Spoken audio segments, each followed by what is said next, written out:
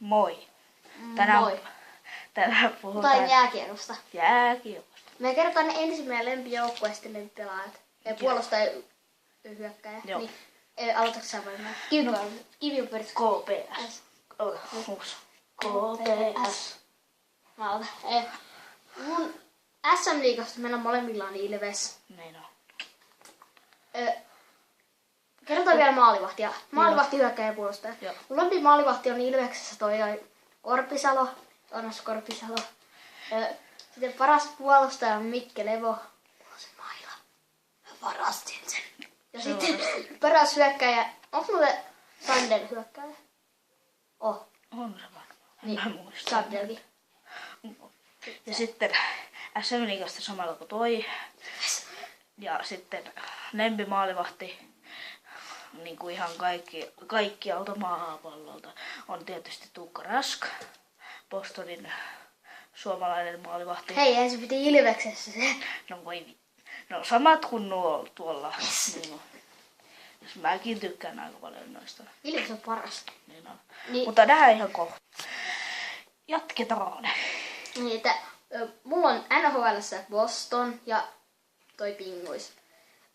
Fleury ja Tuukka Raski on mun suosikki maalivahtaja kautta maapallon. Ja sitten toi... mä en tiedä tosta Bostonista hirveästi noita hyökkäjä. Mä kerron yhden puolustajan.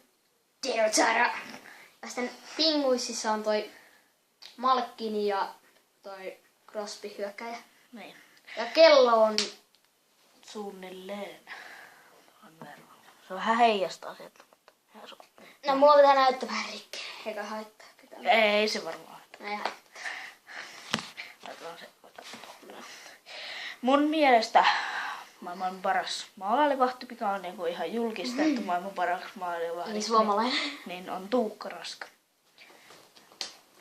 Ja Boston on mun lempparijoukko. Sieltä paras hyökkääjä on varmaan, en mä tiedä. Mutta siis mun lemppari on puolustaja kautta maapallolta.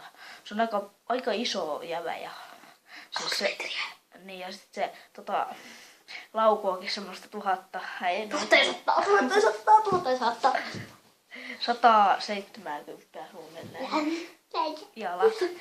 Niin. Se on Geno Chara. Mutta tää video taisi olla tässä. Ei Kohta muuta. tulee... Ota, ei vielä. Kohta tulee jotain, en tiedä, mutta se olisi tällä kertaa.